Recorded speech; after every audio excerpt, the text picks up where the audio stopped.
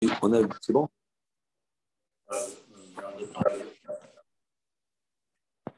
Ça enregistre là? C'est bon. Tu as ton appareil branché, non?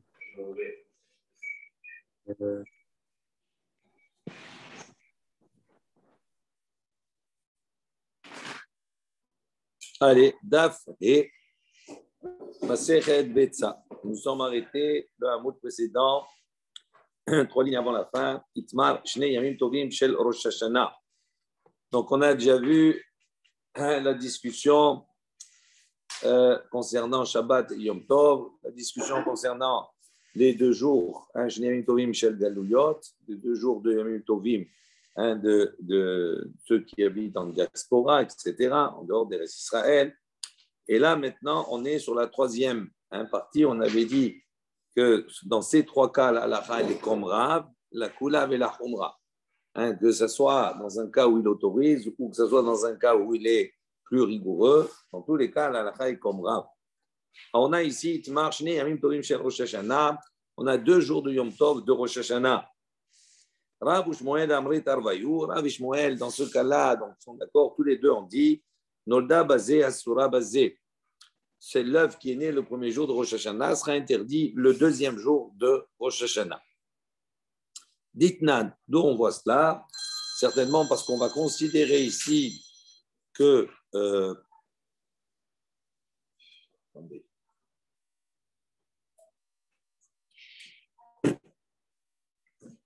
qu'on avait vu précédemment, qu'on considérait la discussion, est-ce que les 2 Yamim Tovim ont la même Gdusha ou ce sont 2 Gdushot qui sont différentes?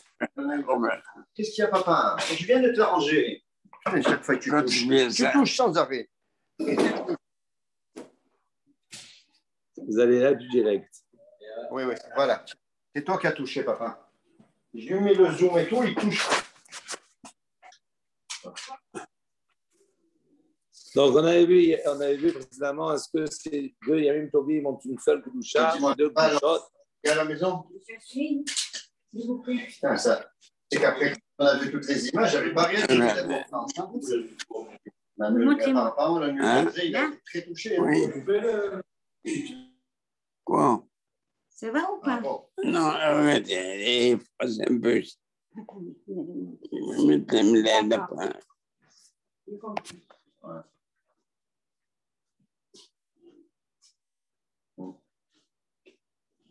Ouais. Mais dis-moi, ton voisin en bas, la petite maison jaune en bas, il n'a pas eu de problème, lui? Il est en bas en contre. Tu sais pas? Parce qu'il est en contrebas de chez toi, il est dans la cuvette, lui, en plus.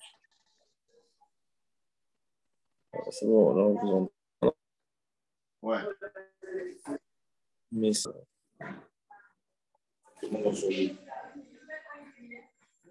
Ok. Bon, on reprend. Donc ici, donc on a 2 jours de Yom Tovim, mais on voit que Rav et Shmuel sont d'accord tous les deux pour dire Nolda Bazé Asura Bazé. Si cet œuf a été pondu le premier jour de Rosh Hashanah, il sera interdit le 2e jour de Rosh Hashanah.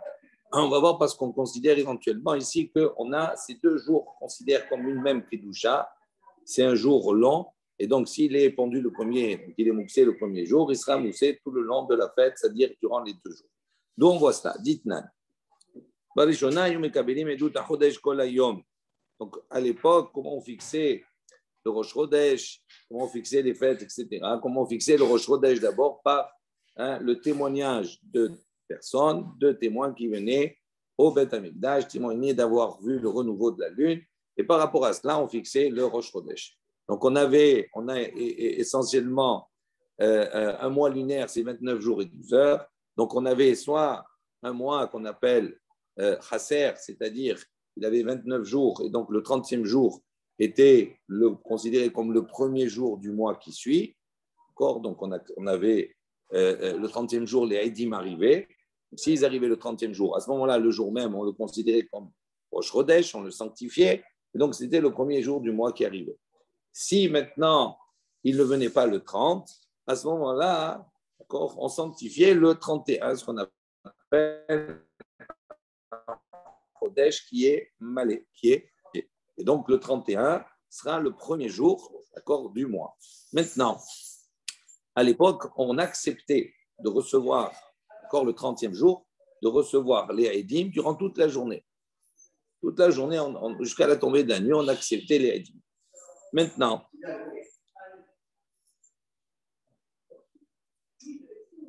donc on a dit, une fois, les Eidim ont tardé, ils ont tardé, ils n'en sont pas venus, et à la suite de cela, ils sont venus après Mincha, c'est-à-dire après le Korban Tamid de l'après-midi, et les Lévi'im, lorsqu'on apportait le Korban Tamid du matin et de l'après-midi, ce Korban Tamid était accompagné par un shir, par un misement, par un chant.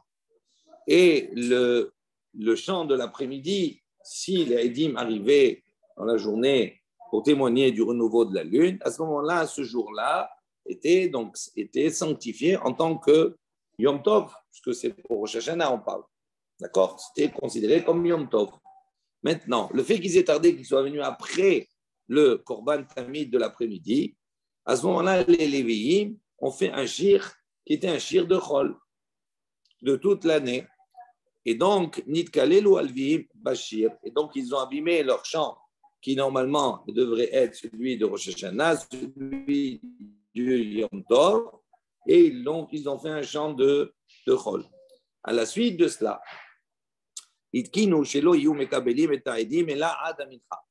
à la suite de cela, donc ils ont institué les Chachamim à l'époque, ils ont dit on n'accepte plus les Edim que jusqu'à Mincha. Comment on peut sanctifier un jour rétroactivement? Alors, ça veut dire quoi? Ça veut dire qu'on va voir, dès que, par exemple, Rosh Hashanah, c'est Yom Tov. Donc, le 30, quand rentrait le 30e jour, c'était un jour qui était susceptible de recevoir les Eidim et donc d'être sanctifié. Tant que les Eidim ne sont pas arrivés, on ne sanctifie pas le jour. Mais en revanche, on ne travaillait pas. On ne faisait pas de Melachot, ni rien du tout. On faisait comme si c'était un jour de Yom Tov. Et oui. Maintenant, s'il ne venait pas, il venait que le lendemain.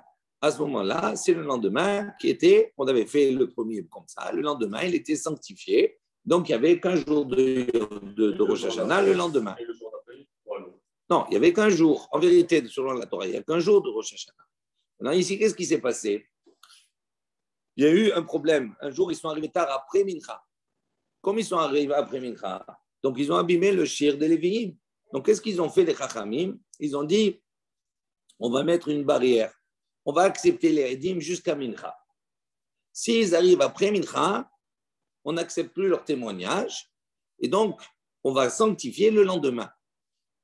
Donc, qu'est-ce qui s'est passé? Regardez. Donc, et si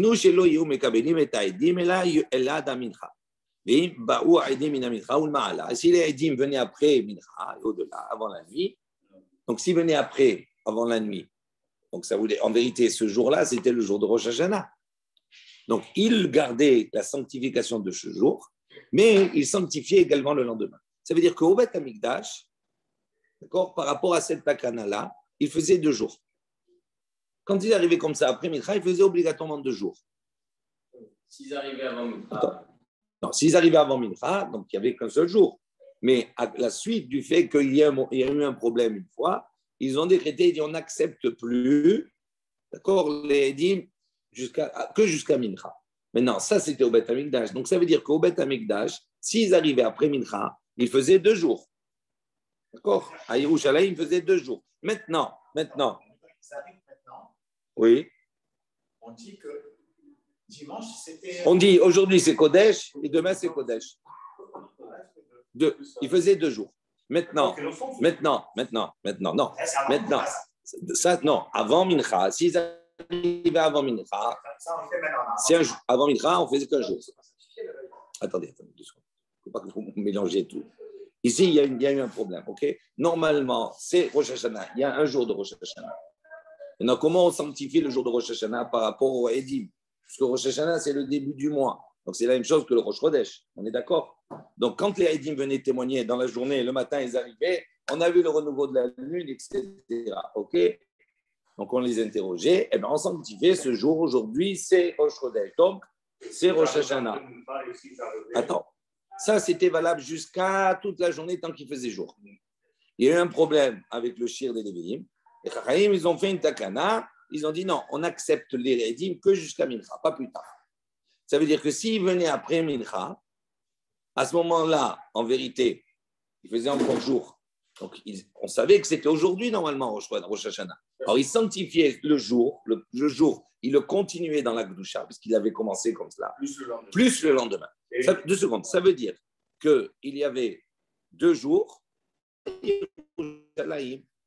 n'était pas 2 jours misafek, c'était 2 jours à Yerushalayim. Maintenant, ceux qui étaient loin de Yerushalayim, qui étaient en diaspora, qui étaient loin, eux n'avaient pas la connaissance, ils ne pouvaient pas savoir, parce que si les shluchim, ceux qu'on envoyait, etc., ils n'avaient pas le temps d'arriver jusqu'à la fête, etc., de Sukkot, etc.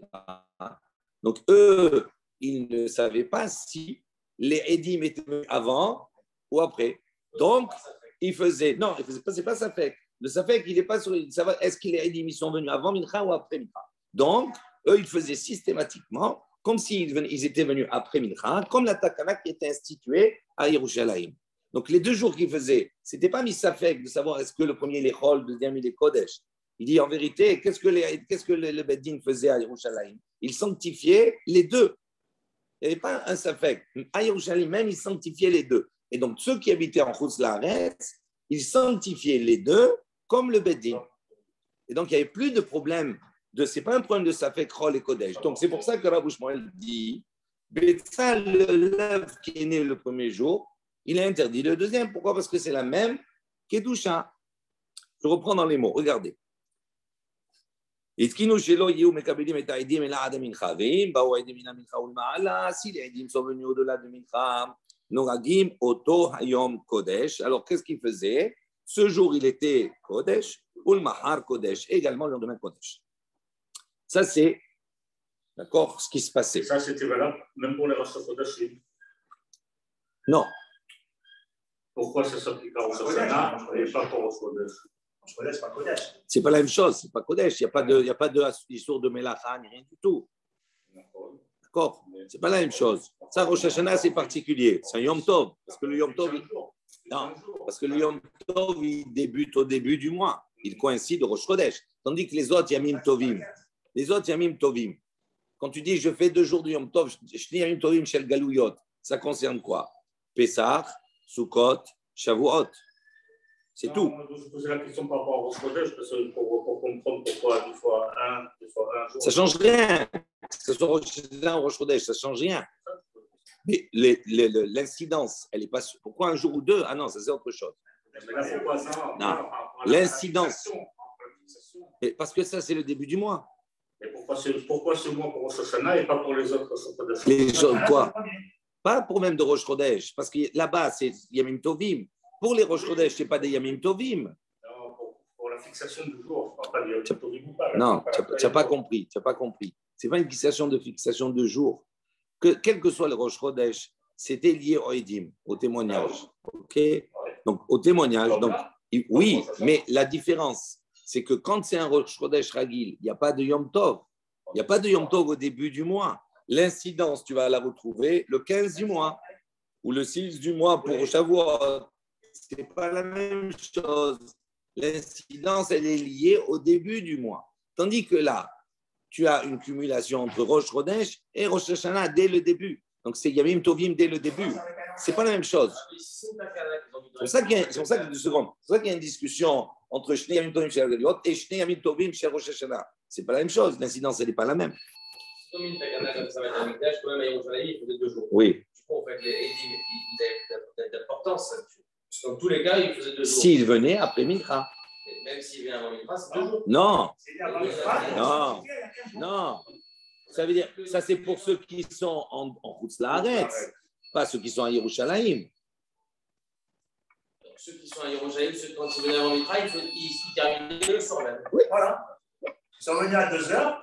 Ils terminaient le jour même, c'est fini. Et donc, ça veut dire qu'ils commençaient à compter le premier Tishri à partir du jour, pas le lendemain. Ils sont venus dimanche à 2 heures. 2 heures, c'est le premier Tishri. Ok, allez, on avance. Amaraba, Rabba, il a dit, Mitakanat, Rabban Yochanan ben Zakkai ve'elach, betza muteret. Selon Rabba, il dit, après la takana de Rabban Yochanan ben Zakkai, Rabban Yochanan ben Zakkai, après, d'accord, le Beth Amikdash, après la destruction, qu'est-ce qu'il a dit? Il est revenu on va dire, au système initial, c'est-à-dire d'être Mekabel les Eidim, de recevoir les Eidim, même après Mincha. Donc, il dit à partir du moment où Rabbi Yochanan ben Zakkai il a fait une takana de revenir on va dire, à l'idée première de recevoir les Eidim, même après Mincha, il dit à ce moment-là, Betsa Muteret, l'œuvre devient permis. Pourquoi l'œuvre devient permis? Parce qu'il considère qu'il n'y a plus de Gdushot, puisque à Yerushalayim, il ne faisait plus 2 jours, puisqu'il acceptait les Eidim jusqu'à après Mincha. Donc, ça veut dire que jusqu'à la nuit. Donc, ça veut dire que s'il arrivait après à la nuit, c'était le lendemain. Donc, ceux qui étaient en diaspora, lorsqu'ils faisaient 2 jours, selon Saïd Rabbah, ils faisaient 2 jours, mais ils ne faisaient plus 2 jours parce qu'il y avait une takana qui se faisait à Yerushalayim et il faisait la même chose que Yerushalayim. Ce n'est plus la même chose.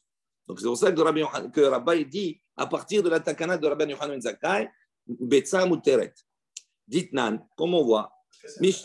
Hein? Oui, parce que c'est fini. On n'est plus dans le même cadre.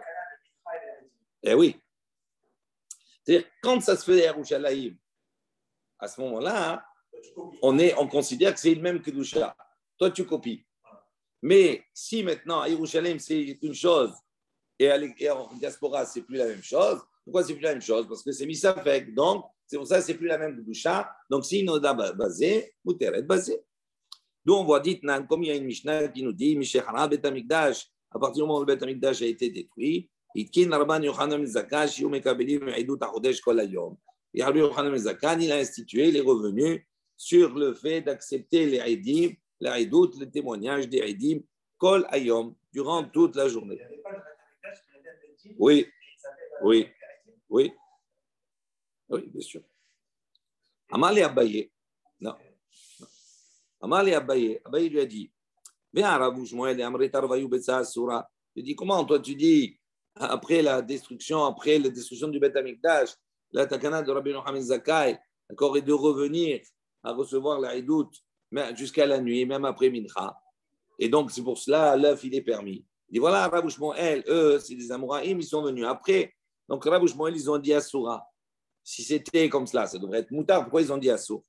Amarlé lui a répondu, lui a dit, Aminalach, Anna, Rabban Yochanan ben Zakkai, Viat Amrat, li, Rabbi Shmuel. Dis quoi? Qu'est-ce que tu me poses comme question?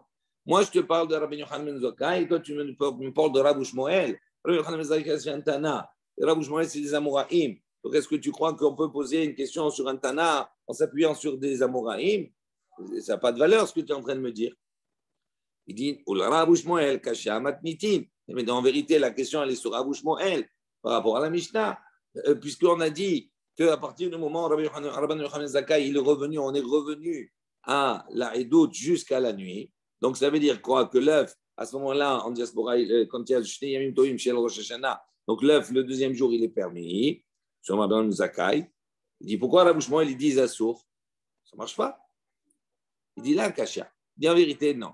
Halan, ve'aléou. Très intéressant. Halan, ve'aléou. Il dit non. Halan, ça veut dire chez nous, à Babel, en Babylonie, en diaspora, ok. Même si l'œuf il est né le premier jour de Rosh Hashanah, il reste interdit le deuxième. Pourquoi? Il dit parce qu'en vérité, la première pratique de faire 2 jours en Chutz La'aretz de Rosh Hashanah, c'est par rapport à la Takana à Yerushalayim. Il dit même si effectivement Rabban Yochanan ben Zakkai il a changé, ils sont restés sur la Takana première. Donc, comme ils sont restés sur la Takana première, ils considèrent que pour eux, c'est la même Kedusha. Et donc, c'est pour ça que Rabbi Shmuel dit Nolda basé, Asura basé. Rashi. Non. Regardez ce que dit Rashi. Alan Vialéou, très intéressant, on prend le temps de voir. L'Ibn Eretz Israël, chez Osim Yom Echad, Muteret. Il dit en Eretz Israël, où là-bas ils vont faire qu'1 jour. Muteret, il est permis. Aval Didan, il dit mais pour nous, Bnei Gola, d'accord, ceux qui habitent en exil, Asura, cet œuf, il est interdit le deuxième jour. Pourquoi? Il dit parce que nous, on continue à faire 2 jours. Il dit on continue comme depuis le début. Il dit on s'appuie en vérité toujours sur la même takana, sur le même décret des Chachamim à l'époque du Beth Amikdash. L'homme il dit pourquoi on fait 2 jours en Chutz Laaretz, en Babel? Il dit on ne fait pas 2 jours à cause du Safek, on fait 2 jours parce qu'on a gardé la takana première. Comme on a gardé la takana première, donc c'est pour ça qu'on considère qu'on a la même Kedusha et donc Nolda basé, Asura basé, même si ça a changé en Eretz Israël. Donc il dit, il répond, il dit Alan, chez nous à Babel, c'est quoi? La takana pourquoi on fait 2 jours? Pas mis ça fait qu'on fait 2 jours parce qu'on a gardé la takana première. Rav Yosef d'Agmara il dit Rabban Yochanan ben Zakkai ve'elach betzasura. D'accord? Mikan ve'elach Zakkai ve'elach. Dit même après la takana de Rabban ben Zakkai, betzasura. Malgré cela, l'œuf est resté interdit. Pourquoi? Il dit Maïtama. Il dit pourquoi? Parce qu'il y a un principe. Quelque chose qui a été institué par un minyan, par un beddin.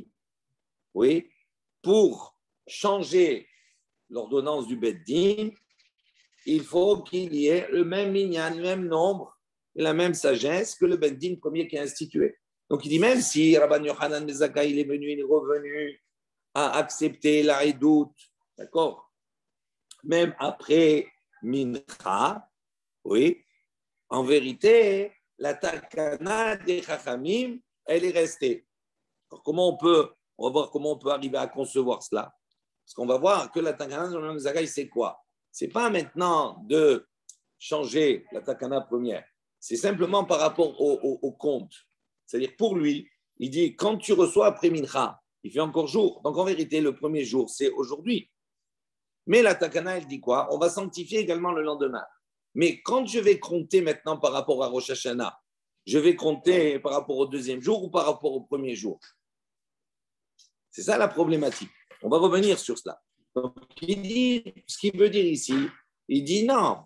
À partir du moment où il y a eu un minyan qui est institué, à ce moment-là, pour changer l'institution, il faut un autre minyan. Ça ne suffit pas qu'on ait changé, on ait accepté après Mincha les Edim. Ça ne suffit pas qu'on ait changé cela. Il faut véritablement qu'il y ait un Beddin qui vienne proclamer qu'on change. D'où on voit ça? Amar Rav Yosef, Mena Aminala. D'où je sais qu'il faut proclamer le changement. Voilà, dirtiv. On va prendre de la Torah. C'est marqué Lech emor lahem shuvu lachem leo alechem. On va voir que lorsqu'on va recevoir la Torah, Akadosh Baruch Hu va demander au peuple d'Israël de se séparer pendant 3 jours, de se séparer de toute relation conjugale. Et après, qu'est-ce que la Torah nous dit? Akadosh Baruch Hu dit à Moshe Rabbeinu, il dit l'air va, et mort là, va leur dire maintenant, Shuvu lachem leo alechem. Vous pouvez retourner dans vos tentes. Donc on voit ici que la Torah, elle a fait une takana, elle a dit vous ne pouvez pas avoir de relation conjugale avant Matan Torah, et après que c'est fini. Donc, pourquoi il a besoin de dire, va leur dire qu'ils peuvent retourner? Ça y est, c'est fini. La raison, elle n'est plus. C'est plus Matan Torah. Donc, de ce fait, ils auraient pu retourner. Non. C'est pour nous enseigner qu'à partir du moment où il y a un décret avec un minyan, en l'occurrence, c'est Akadosh Baruch Hu, ben, il faut que le minyan également, il vienne décréter le changement. Autrement, ça ne marche pas. Autrement, ça reste. Ve'omer, donc ça, c'est le premier exemple. Ve'omer, il y a un deuxième exemple. Également pour Matan Torah, on voit qu'il y avait une interdiction de toucher et de monter sur la montagne. D'accord? Pendant le Matan Torah, tant que la Shrina était là. À partir du moment où ils ont dit Bimshoch Hayovel, lorsque vous allez entendre le chauffard qui va se prolonger, à ce moment-là, vous pourrez remonter. Donc, on voit qu'ici, il y a une interdiction avant qui a été prononcée d'interdire de s'approcher, de toucher la montagne. Et on voit que pour changer cela, eh bien, on a eu un pasouk, un ordre de changement. Également, il y a une baraïta d'Etania, ou d'Itnan, une Mishnah qui dit Kerem Reva'i, Haya Olel Yerushalayim Me'alech Yom Echad Lechol Sad. Donc, la Mishnah dit comme ça Kerem Reva'i. Vous savez que dans ce qu'on a hors là, durant les 3 premières années, on n'a pas le droit de consommer les fruits. La 4e année, ce qu'on appelle Kerem Reva'i, la 4e année, ces fruits-là, on doit monter à Yerushalayim, comme le Maaser Sheni, pour pouvoir les consommer.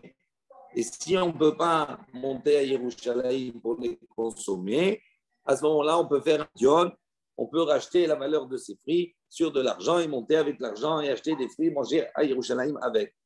Il dit maintenant, la Mishnah, il dit, concernant cela, jusqu'à quel moment on peut faire le pidion? Il dit, Aya olel Yerushalayim. Si maintenant on est dans un périmètre, on va dire, mais à l'air yom echad lechol tzad, il y a Yerushalayim, et on est dans un périmètre où tu mettrais une journée pour te rendre à Yerushalayim, à ce moment-là, dans ce périmètre-là, tu ne peux pas faire de rachat. Tu ne peux pas racheter, tu es obligé de monter. Tu es obligé de monter. On va voir pourquoi. Il dit Vezohi Trouma, et il dit, voilà les limites. Il dit Elat minat Safon, Veakravat minat Darom, Lod minat Ma'arav, Yarden minat Mizrach. Donc on a donné des références, d'accord, ici d'endroits, de villes. Pourquoi il y en a qui marchent plus vite que d'autres? Il précise les limites. Un jour, c'est un jour. Non. Oui, un jour de marche, c'est-à-dire pour quelqu'un de moyen, Pinoni. On ne parle pas de quelqu'un qui est rapide. Non. Les limites, c'est-à-dire pour donner des exemples, autour de Yerushalayim. Et Amar ou là, ça dépend. Il y en a qui ont un jour de marche, pour deux, c'est une semaine. C'est pas grave. Mais Amar ou là, il a dit Veitemar Rabba Barhana. Et il y a de ceux qui disent c'est Rabba Barhana, Rabbi Yohanan, qui a dit au nom de Rabbi Yohanan, Mata'am. Il dit pour quelle raison, à ce moment-là, les Chachamim, ça c'est un décret des Chachamim, ils ont dit on ne peut pas faire de rachat pour tous ceux qui se trouvent à une journée de marche autour de Yerushalayim, ils devront monter avec leurs fruits. Il dit pour quelle raison les Chachamim ont fait ce décret? Il dit pour au contraire, orner, on va dire, les ater, c'est mettre une couronne dans les choukim, dans les marchés de Yerushalayim, pour les stands, etc., et pour faire beau, pour faire vivre Jérusalem. Vétania. Qu'est-ce qu'il y a? Machane Yehuda, oui. Eh bien, c'est un beau, bien sûr. Vétania.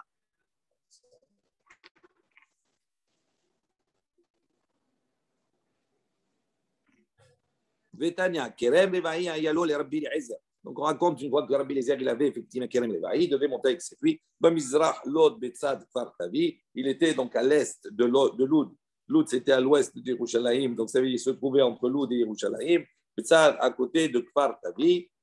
Ubikesh, les Avkiro, l'Anim. Donc il a recherché à rendre Efker ses fruits pour les Anim. Parce que lui, il était fatigué, il ne pouvait pas monter à Yerushalayim. Donc il a rendu Efker pour que les Anim, eux, prennent et puissent monter, eux, à Jérusalem. Amrulo Talmidam. Et ses élèves lui ont dit, Rabbi, Kvar nimnu alecha haverecha vihitiruhu. Ses élèves lui ont dit, Rabbi, mais pourquoi tu fais comme cela? Voilà, nimnu alecha haverecha. Tes amis se sont réunis, d'accord, ils ont fait minyan, ils ont décrété, vihitiruhu, ils ont permis, puisqu'il n'y a plus le Beth Amikdash, ils ont permis. Il dit, Man haverecha, il dit, qui c'est tes amis là, de qui on parle? Rabban Yohanan ben Zakkai. C'est Rabban Yohanan ben Zakkai. Et on voit ici que quoi? Pourquoi ils ont dit maintenant, Itiruhu, il a permis? Ta'ama denimnu, halonimnu lo. Il dit, c'est la raison pour laquelle, d'accord, on voit que c'est autorisé. Il dit, parce que nimnu, parce qu'ils se sont réunis, ils ont décrété. Donc on voit également ce troisième exemple-là, par rapport à Kerem. Donc c'est. Pourquoi ils sont réunis, ils ont décrété? Vous n'avez plus le Beth Amikdash. D'accord? Oui, mais c'est le troisième exemple. On a apporté 3 exemples pour nous montrer que quand il y a un décret d'un minyan, quand il y a un décret d'un beddin, à ce moment-là, pour changer, il faut que le beddin lui-même, c'est-à-dire un autre beddin, le même minyan, puisse décréter aussi. Ce n'est pas comme cela. Maïvé Omer. La Gemara pose la question, pourquoi on a eu besoin d'apporter 3 exemples? Pourquoi Véomer? Arikama, Mikdektiv. Donc ainsi, donc il faut comprendre les choses.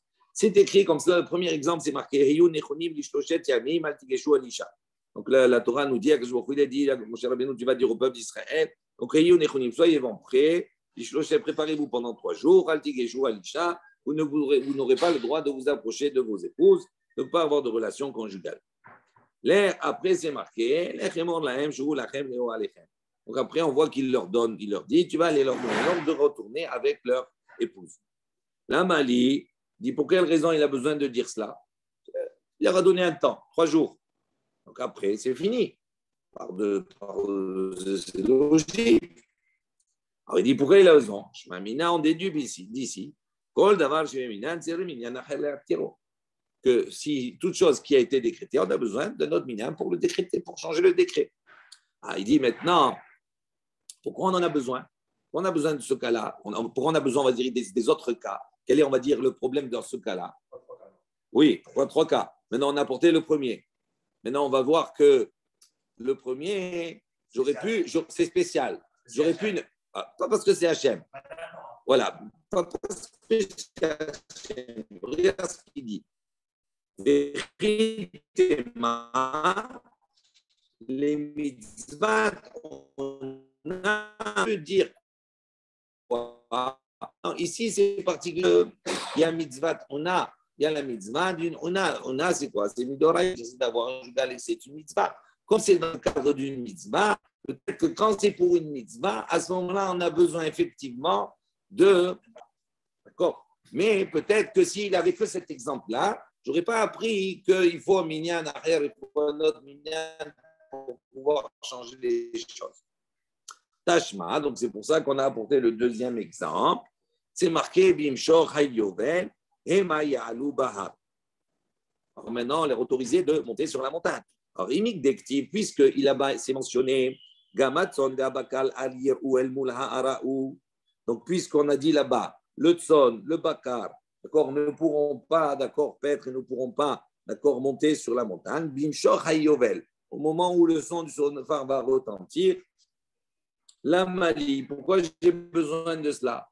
C'est-à-dire, tant qu'il y a le Shrina, je ne peux pas. Mais une fois que c'est fini, je peux. Donc, pourquoi on a besoin d'un passouk pour nous dire que maintenant tu peux monter? Bimshor Hayyovel. Il dit Shmamina, donc on déduit. Ah, maintenant, pourquoi j'ai besoin du troisième? Donc, quelle est la faille du deuxième? Il aurait pu penser que quand il y a un décret qui est d'Oraïta, à ce moment-là, effectivement, il faut un autre minyan pour pouvoir changer le décret d'Oraïta. Mais si c'est un décret midrabanan, j'aurais pu penser que non, à partir du moment où la cause première du décret des Chachamim n'est plus, oui, à ce moment-là, le décret il s'annule par lui-même. D'où je sais que non. Tashma, bien écoute. Kerem Revaï, ça c'est midrabanan. Veha Kerem Revaï de Rabbanan. Kerem Revaï, c'est quoi? Qu'est-ce qui est des Rabbanan? Le fait d'instituer, de dire tous ceux qui sont dans un périmètre d'une journée, eux ne pourront pas faire de rachat. Ça, c'est des Rabbanan.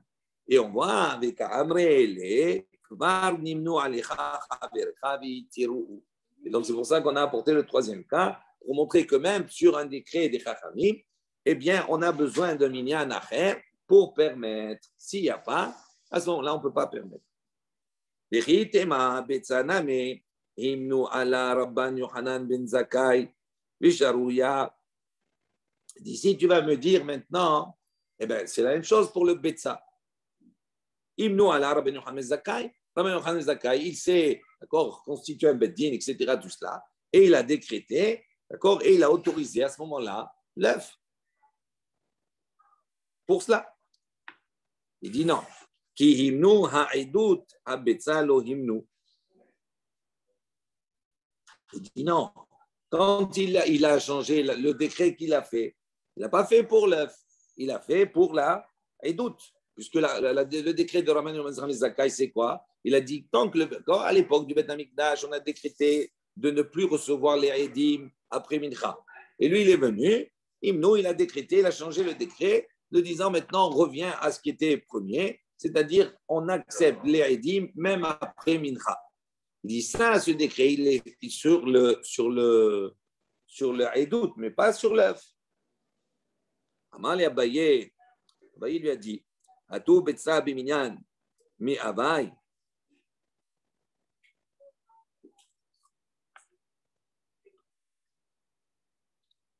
Donc Abaye lui a dit, est-ce que maintenant, quand on a décrété sur le Haïdout, sur la thé, pardon, Amal Abaye, Atou Betsa Biminyan, mi Avai, est-ce qu'on va maintenant mettre en place un minyan pour l'œuf? Est-ce qu'il y a eu sur cela? Il n'y a pas eu, c'est sur le Haïdout uniquement. Je crois qu'ils sont réunis pour parler d'un œuf, ça veut dire que... Donc l'œuf, il est permis? Oui. Ils n'ont pas que ça à faire de se réunir pour parler d'un œuf qui est né à Rosh Hashanah. Oui. Donc là, le décret, il n'était pas sur l'œuf à la base, il était sur le Haïdout. Sur la Haïdout.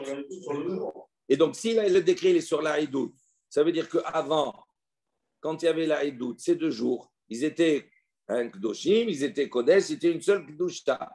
Donc, c'est pour ça que, par voie de conséquence, l'œuf qui est né le B'Yom Tov Rishon, il est de Rosh Hashanah, il est Asur B'Yom Tov Sheni. Quand Rabban Yochanan ben Zakkai, il a changé le Haïdout, il dit, puisqu'il a changé sur la Haïdout, il dit, tu crois, tu me dis, alors lui, il a permis l'œuf. Rabbi Shmuel, ils ont interdit. Lui, il a permis l'œuf. Pourquoi il a permis l'œuf? Par voie de conséquence. On lui dit, mais comment tu peux maintenant, tu peux dire que l'œuf, il est permis, mais il était interdit. Il dit, mais ils n'ont pas fait un minyan sur l'œuf spécifiquement. Donc, il n'y a pas besoin d'un minyan acher pour changer l'œuf. C'est pour la haïdout. Il dit, Betsa, be'aïdout, aliyam ilta. Itzar, haïdout, itzar. Betsa, ishtare, haïdout, ishtare, betsa. Donc, il dit comme ça. Là, le betsa, be'aïdout, aliyam ilta. L'œuf, en vérité, il dépend quoi? De la haïdout. Il dépend de la haïdout, il dépend du témoignage de l'œuf. Le statut de l'œuf qui va naître le Yom Rishon, il va dépendre en vérité de la haïdout. Itzar haïdout, itzar bessa. Si on interdit la haïdout, d'accord, après mincha, donc autant ne pas avoir de conséquences, l'œuf, il est interdit. Ishtare haïdout, mais à partir du moment où tu autorises la haïdout après mincha, comme Rabbi Yochanan ben Zakkai, Ishtare bessa, tu autorises l'œuf. Voilà, donc ce n'est pas un problème de minyan ici. Ça va encore de la recette. Oui, ce qu'on a dit ici. Donc, ce n'est pas une preuve ici. Ce n'est pas une question qu'il y a sur Rabbi Yochanan ben Zakkai. On continue, l'autre chose. Rav Ada et Rav Shalman tarvayu mibe kluhit amre. Donc, Rav Ada et Rav Shalman, tous les deux, mibe kluhit de la maison de Kluhit, amre, le chef de Kluhit, ont dit Af mitakanat Rabban Yochanan ben Zakkai ve'elach betsa asura. Eux, ils ont dit non. Même depuis la takana de Rabban Yochanan ben Zakkai, l'œuf reste quand même interdit. Maïtahama dit pour quelle raison? Normalement, ce n'est pas logique de dire qu'il est interdit. Ce qu'on a dit, l'œuf, il dépend de la haïdout.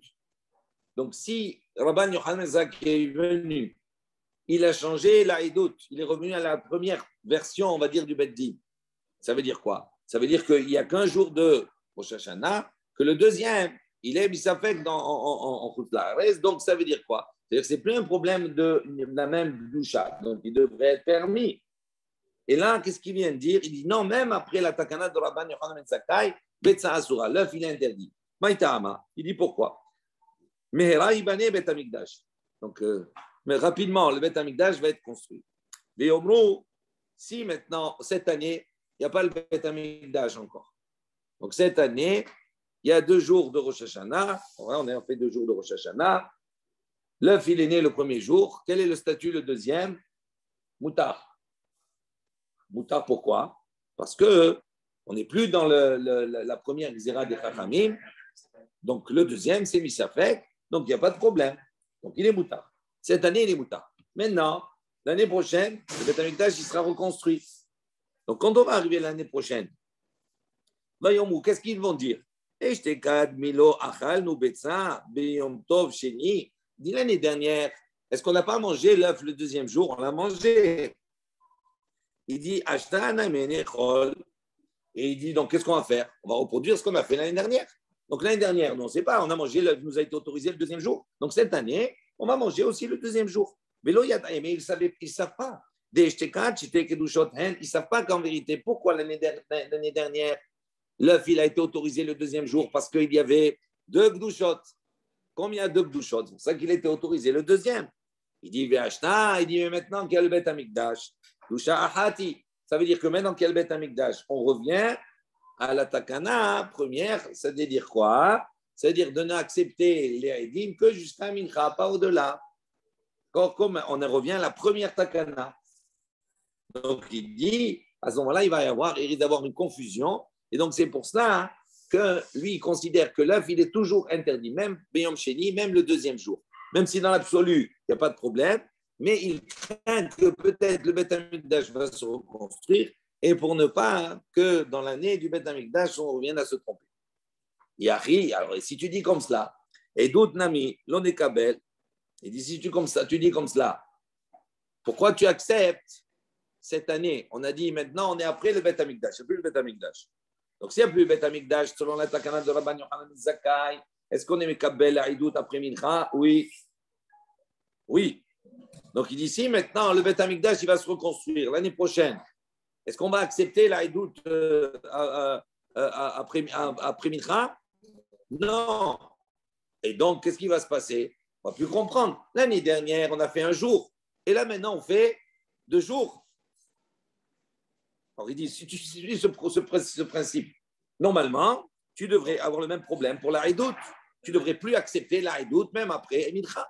Dans le cas du Bet même Yom Tov, il y aura ce principe qui passe aussi pareil. Pas de problème, même un Yom Tov normal. Non, les Yamim Tovim, ce n'est pas le problème. C'est la même chose. Parce que même à l'époque du Bet Amikdash, il y avait 2 Yamim Tovim de Galouyot. Ça, c'est spécifiquement à Rosh Hashanah. Parce que le problème de Rosh Hashanah, c'est que même à Yerushalayim, il pouvait faire 2 jours. Tu comprends? Les autres Yamim Tovim, ils sont décalés. Tu fixes Rosh Chodesh, le 15 du mois, quand tu as un Rosh Chodesh, où on n'a pas l'information de savoir est-ce que c'est le 30 qui a été sanctifié ou le 31, donc par sapin, je vais faire 2 Yamim Tovim, le 15 ou le... D'accord? Mais avant d'arriver au 15, le sapin est élucidé quand même. Non, et c'est ça le problème. Ça veut dire que, non, parce qu'on envoyait des shluchim. Les shluchim, tous ceux ils avaient 12, on va dire 15 jours pour arriver, ou 12 jours pour arriver, ok? Là où ils arrivaient, effectivement, ils faisaient qu'un jour. Mais là où ils n'arrivaient pas, s'il te faut 1 mois pour aller de Yerushalayim jusqu'à Marseille, je donne un exemple bête, nous, on n'aura jamais l'information. Donc, comment on n'aura jamais l'information? Le Rosh Chodesh, il est ou le 30 ou le 31, ou il est Chasser ou il est Malé. Donc, automatiquement, ou c'est le 30 le premier du mois, ou c'est le 31 le premier du mois. Donc, ça fait que je fais 2 jours. Mais pourquoi ça fait là, on n'applique pas sur tous les Chodashim? C'est la question que tu posais tout à l'heure. Mais surtout les Chodashim, on applique. Non, ça, c'est pas la même chose. C'est pas Rosh Chodesh. Ne regarde pas maintenant. Chasser et Malé. Je t'explique en 2 mots. Le Rosh Chodesh, il est fixé par rapport à la lune. D'accord? C'est 29 jours, 12 heures et des poussières. D'accord? 29 jours, 12 heures. Ça veut dire quoi? 29 jours et 12 heures. 12 heures, c'est quoi? Ça vient au milieu de la journée. On ne fixe pas un Rosh Chodesh au milieu de la journée. On le fixe en début de journée. Début de journée, ça veut dire c'est la veille. Si je fixe le 29, il me manque 12 heures. Et si je fais. Donc, c'est pour ça que ces 12 heures, je les rattrape. Donc, c'est pour ça qu'un jour, je vais avoir 29. Je vais avoir 30 pour rattraper les 12 heures qui manquent. OK? Ça, c'est un autre problème. On arrivera dans cela dans ma secrète. On aura le temps. Donc, maintenant, il dit comme ça. Si c'est comme ça, là, et d'autres aussi, on n'accepterait pas. Pourquoi on accepte jusqu'à après Mincha? Tu vas avoir le même principe. Pour quelle raison? Qu'est-ce qu'ils vont dire? L'année dernière, est-ce qu'on n'a pas reçu la Idout Chodesh toute la journée? Ashta, maintenant, Nami Nekabel. Donc ils vont dire aujourd'hui, Bet Amikdash, si l'année dernière on l'a fait, on va le faire cette année, la même chose. Donc, ils vont prendre. Et d'autres, Mesura les Bedit, Betzal ou Mesura, non Mesura. Il dit non, ce n'est pas la même chose. Ce qu'on applique pour l'œuf, on ne l'applique pas, le ta'am qu'on avance pour l'œuf, on ne peut pas l'avancer pour la Idout. Pourquoi? Parce que la Idout, il dit, Atam Idout Mesura les Bedit. Qui c'est qui va proclamer, d'accord, le Chodesh? C'est le Beddin. Donc tout est entre les mains du Beddin. Donc le Beddin ne peut pas se tromper. Donc, comme le Bedin, il ne peut pas se tromper, donc il n'y a pas de problème. L'année dernière, tu faisais comme cela. Cette année, il y a le Bet Amikdash. Cette année, ils connaissent les règles, les doigts, etc. Donc, ils vont fixer comme il se doit. Tandis que le problème de l'œuf, est-ce qu'il est moutard ou assour beyom sheni? Ça, ce n'est pas le problème du Bedin. Ça, c'est le problème de tout le monde. J'ai ma poule à la maison, j'ai mon poulailler. C'est le problème d'Arabe, c'est pas le problème de n'importe qui.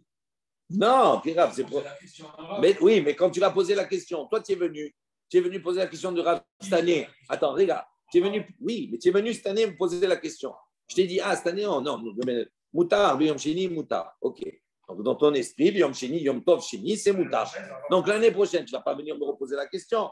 Et l'année prochaine, il y a un changement, le Bet Amikdash, il est venu. Tu vas savoir le commun des mortels, tu vas te déplacer jusqu'à la ville pour aller poser la question. Dans ton esprit, ça a été permis l'année dernière, c'est permis cette année. Voilà, c'est tout. Donc, c'est pour ça que ce n'est pas la même chose. Donc, et d'autres, Mesora, le Bedin, Betsa, lo Mesora. Rava Amar, Kanat Rabban Yochanan ben Zakar Vehelach Betsa Asura. Donc Rava lui dit, même depuis la takana de Rabban Yochanan ben Zakar Vehelach Betsa Asura, l'œuf quand même reste interdit. Donc ça veut dire quoi? S'il reste interdit, ça veut dire qu'il considère qu'il y a une seule kedusha. Alors, il dit Milo Modé Rabban Yochanan ben Zakar Sheim Ba'u Aidi Mina Mincha Ul Ma'ala. Il dit même Rabban Yochanan ben Zakkai est d'accord pour dire, regardez le chidouche ici. Il dit quoi? Rabban Yochanan ben Zakkai, on a dit quoi? Il a été mekabel, d'accord, jusqu'à la nuit. Vous voyez? On dit ici, le chidouche de Rava, c'est quoi? Il dit malgré cela, l'œuf il reste interdit. Pourquoi il reste interdit? C'est considéré comme une seule kedusha. Comment c'est possible? Parce qu'il est mekabel jusqu'à après Mincha. Il dit non, même Rabban Yochanan est d'accord de dire que si les Haïdim viennent après Mincha, il fait quand même aujourd'hui Kodesh et demain Kodesh.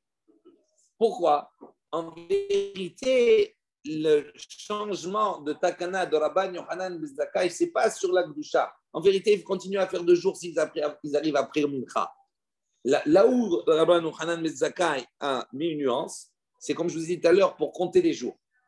Lui, quand il dit j'accepte jusqu'à la nuit, ça veut dire quoi? Il va faire 2 jours s'il arrive après Mincha. Mais quel est le jour en vérité qui est le premier du mois de Tishri? C'est le premier. Et donc, quand je vais calculer par rapport à ce jour-là. C'est ça le chidouche qu'on dit ici. Je relis. Milo, Modé, Rabban, Yochanan, Nezakar. Est-ce que Rabban Yochanan n'est pas d'accord? Chez Imba ou Aidi Mina Mincha ou Ma'ala, chez Noagim Oto Ayom Kodesh ou Mahar Kodesh. D'accord? Même ça, il est d'accord. Donc, ça veut dire quoi? Toute sa takana, c'est de dire j'accepte jusqu'à la nuit pour définir quel est le jour véritablement du premier Tishri. Quel est le jour? S'il arrive jusqu'à avant la nuit, ce jour aujourd'hui, il est le premier. Mais malgré cela, s'il arrive après Mincha, je fais le lendemain Kodesh. Donc il garde une même doucha. Donc c'est pour ça qu'il dit, même après la takana de Rabban Yochanan Zakkai, l'œuf il reste interdit parce que c'est doucha ahad. Ok.